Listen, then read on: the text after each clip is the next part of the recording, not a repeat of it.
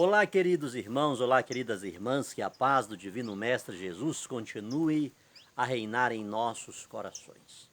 E que estejamos todos e cada um e todos, debaixo do manto sagrado da bem-aventurada Virgem Maria, Mãe de Deus e Mãe dos homens.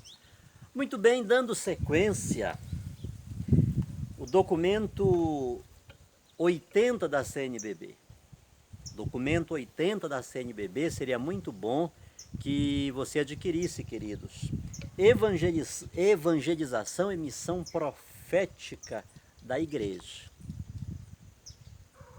Não são documentos ultrapassados, são mais que atuais e devemos estar a par daquilo que a igreja vem ensinando ao longo dos anos, na atualidade, enfim, para não ficarmos desinformados e achar que é novidade. Não, a igreja tem uma mensagem única, uma mensagem sóbria, uma mensagem que perpassa 2000 anos.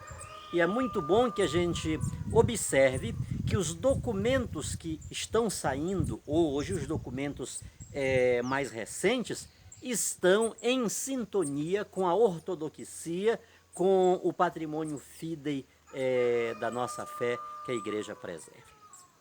Dando sequência naquela reflexão sobre Santíssima Trindade e filosofia, dentro da Santíssima Trindade estou pegando o tema da unidade e da bondade. Falando que Deus é bom, espero que você esteja aí, né? Qualquer coisa é só voltar lá no vídeo anterior e observar onde parei. Vejamos que se o homem nada mais é senão um ser real, ou seja, é este ou aquele indivíduo concreto e visível, por exemplo, é o Sidney, o Jonatas, a Eunice, a Lídia, como Protágoras, que era o líder da escola sofista, pregava. Claro está que esse homem é essencial e exclusivamente um indivíduo. E não apenas, observe aqui as implicações que isto vai dar, e não apenas é um indivíduo. Para além dessa individualidade concreta, nada existe. Preste atenção nisto. Porque esta teoria disfarçada ou atualizada, ela continua imperando. Ou seja, para além do Sidney, para além de você, para além do seu marido, da sua esposa, do seu filho, nada mais existe. Essa é a teoria da individualidade concreta e visível. Então esta é a teoria concreta e individualista da natureza do homem, da natureza do ser humano.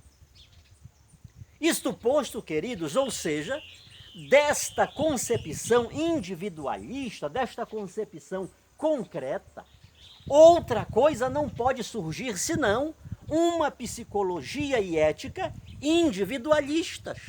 Por sinal, o homem, olha aqui, duas situações que vão aparecer. Veja bem a psicologia e a ética que vai surgir desta concepção individualista. O homem não é e nem pode ser imortal, uma vez que todo indivíduo é essencialmente mortal. Então esse negócio aí que o cristianismo prega de vida eterna, vida após a morte, isso aí é papo furado.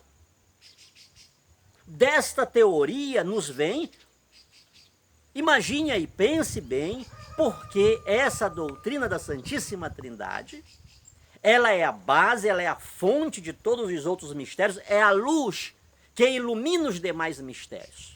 É coisa séria, queridos. E não nos damos conta e muitas vezes nos deixamos levar por essas teorias individualistas que muitas das vezes estão até dentro da igreja, está dentro das comunidades, está dentro das pastorais, está dentro dos grupos, quantas vezes construímos seitas dentro da igreja? É verdade?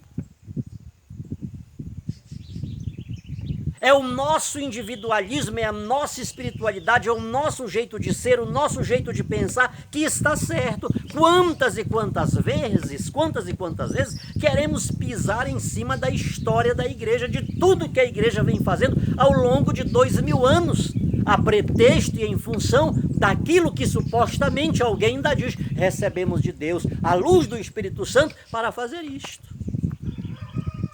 E não nos damos conta que o Espírito Santo, ele não separa, ele une, ele não divide, ele multiplica, ele constrói, ele não destrói.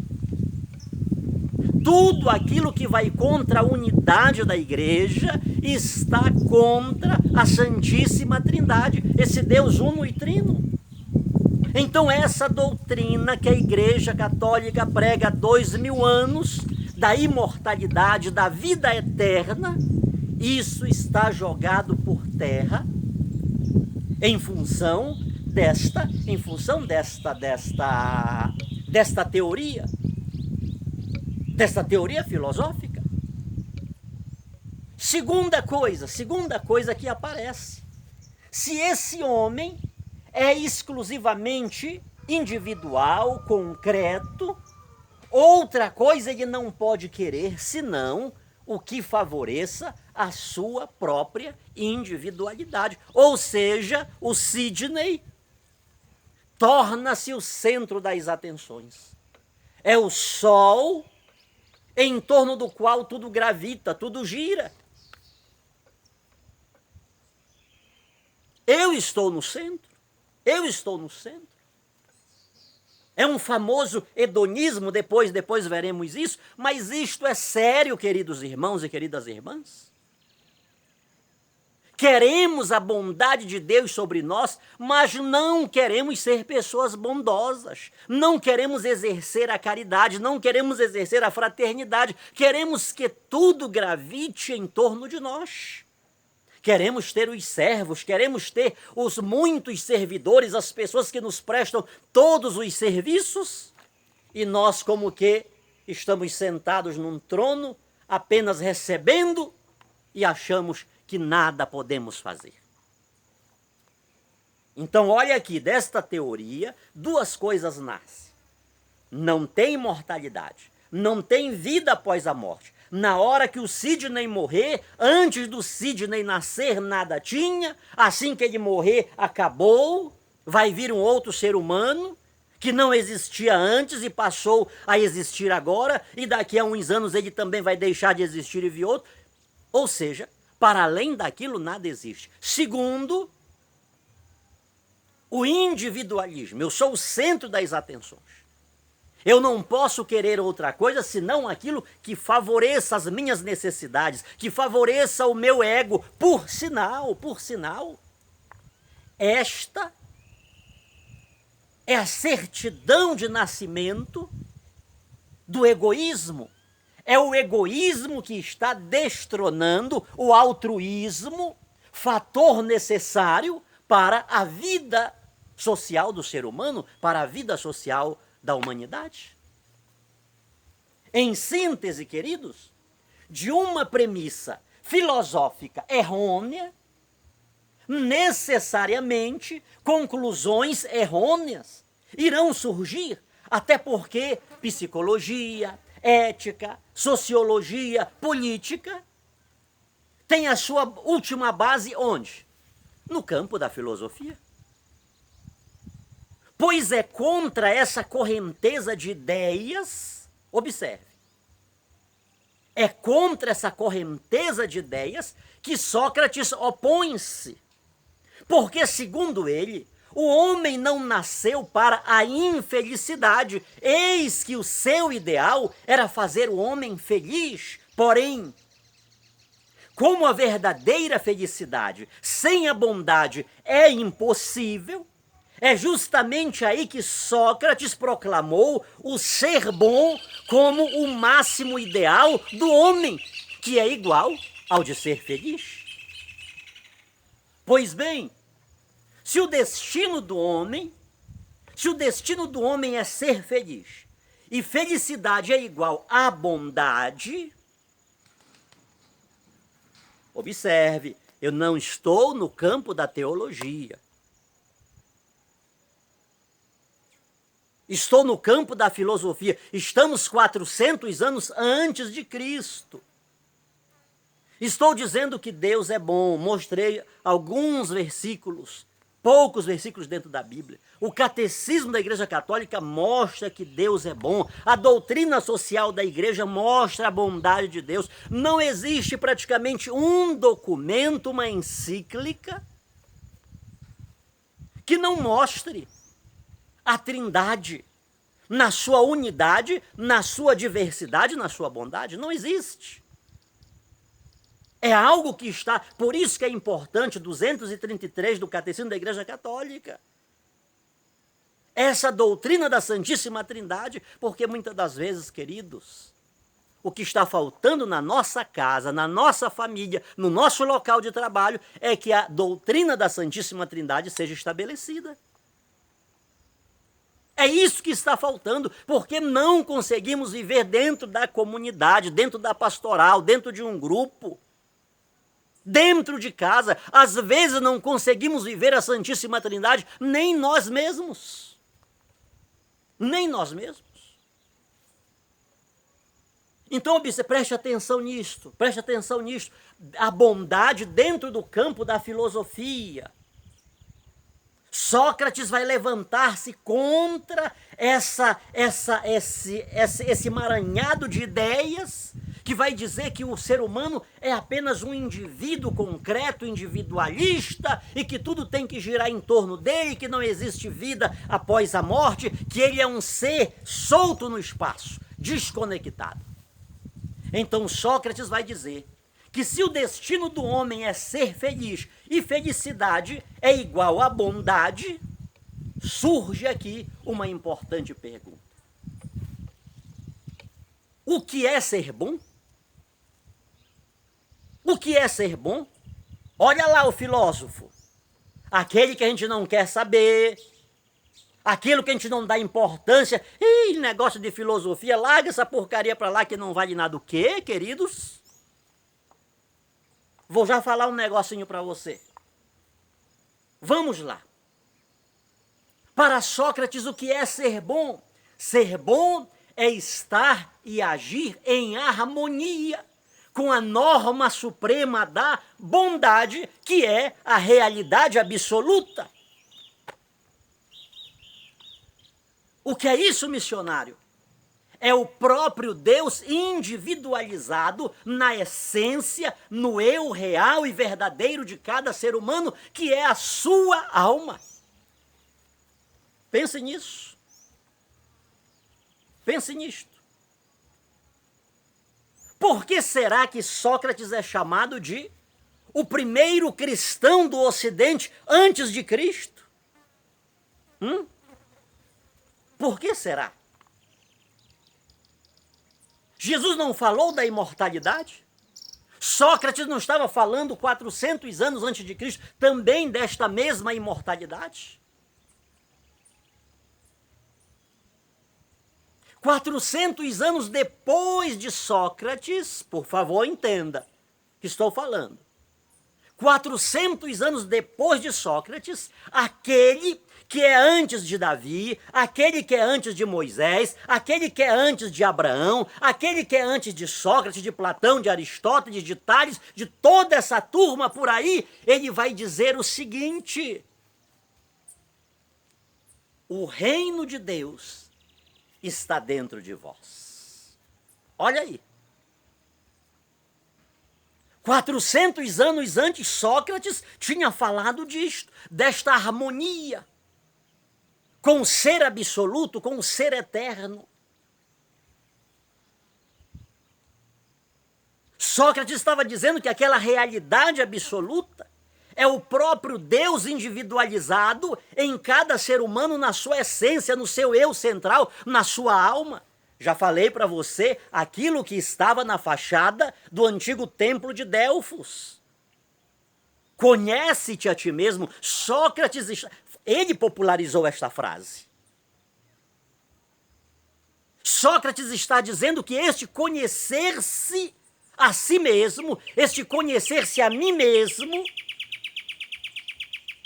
leva-nos a este conhecimento da essência divina em nós. A essência da bondade em nós.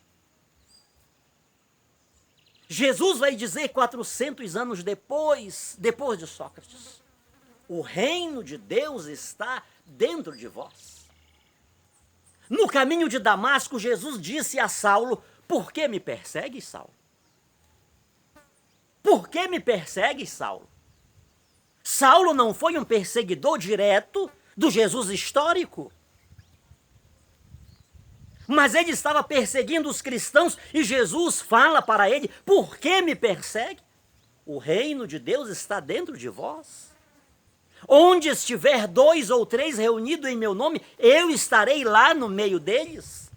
Quando da ressurreição de Jesus, Jesus entrou e ficou no centro do lugar onde eles estavam, ou seja, Jesus é o centro da nossa vida, ele está em nós. 400 anos depois de Sócrates, Jesus vai dizer: eu e o Pai somos um, eu estou no Pai e o Pai está em mim. 400 anos depois de Sócrates, aquele que é antes de toda a existência humana, porque tudo foi feito nele, por ele, para ele. Não é à toa que na doxologia, o sacerdote diz: por Cristo, com Cristo e em Cristo, a vós Deus Pai Todo-Poderoso, na unidade do Espírito Santo. 400 anos depois de Sócrates, aquele que é antes de toda e qualquer realidade que possamos divisar.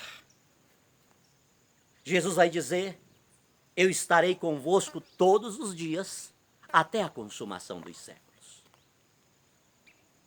500 anos depois de Sócrates, Tertuliano, o grande Tertuliano, vai dizer: a alma humana é cristã por sua natureza. Caríssimos irmãos, caríssimas irmãs, ser bom é um tema filosófico. Se é um tema filosófico, preste atenção, se é um tema filosófico, muito mais, e com mais responsabilidade, e com mais acento, é um tema cristão. A bondade, queridos, de certo modo, é a identidade do cristão. Nisto sereis conhecidos como meus discípulos, se vos amardes uns aos outros. E como é que nós demonstramos este amor, queridos? De certa forma, o amor, ele pode ser considerado com a mística, com a haste vertical da cruz, a relação que eu tenho com Deus, a espiritualidade. Mas esse amor a Deus, ele precisa assumir a horizontal, a haste horizontal da cruz, que é o amor, que é a caridade aos irmãos. Nisto vamos demonstrar se temos de fato amor a Deus, se amamos os nossos irmãos através da caridade. Então, se este é um tema que passa pela filosofia, tem muito mais coisa que podemos ver. Muito mais, ele está presente e precisa estar presente, é ordem do dia, é ordem do segundo, é ordem do minuto, é ordem de cada hora, é ordem de cada dia, de cada mês, de cada ano da nossa existência. Por sinal, Sócrates, ele gostava de ir ao mercado, a ágora, né? Para discutir ética da vida humana com os seus amigos, e entre aqueles seus amigos estava o grande aristocrático Platão. Você sabe por que a teologia, queridos, durante vários anos, ela tinha por base a filosofia platônica? Você tem ideia por que a teologia saiu do campo do platonismo para o campo aristotélico.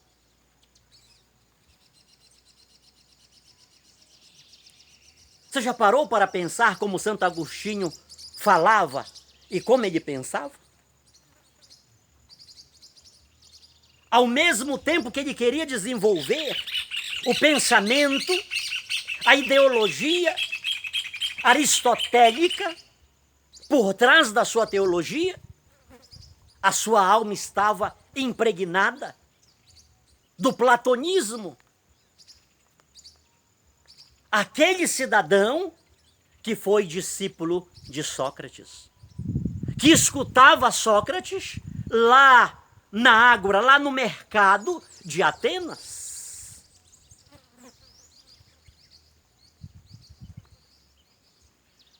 Para Sócrates ser bom é estar em sintonia, é estar em harmonia com a norma suprema da bondade. Como é que estamos vivendo? Estamos vivendo em sintonia com Deus? Sobretudo neste momento, queridos, que não que em outros momentos isso não tenha acontecido, mas muitas pessoas estão vivendo um estado de calamidade. Pessoas que perderam o emprego, pessoas que não têm o que comer, pessoas que estão vivendo situações trágicas. Hoje, mais que nunca, eu quero fazer um pedido para você. Quero fazer um pedido para você, para quem eu já pedi. E para quem, de certa forma, tem me ajudado. Olhe para essa pessoa, esse seu vizinho, que está aí colado da sua casa. Você, meu irmão, você, minha irmã. Você que se diz cristão e eu creio que o seja de verdade.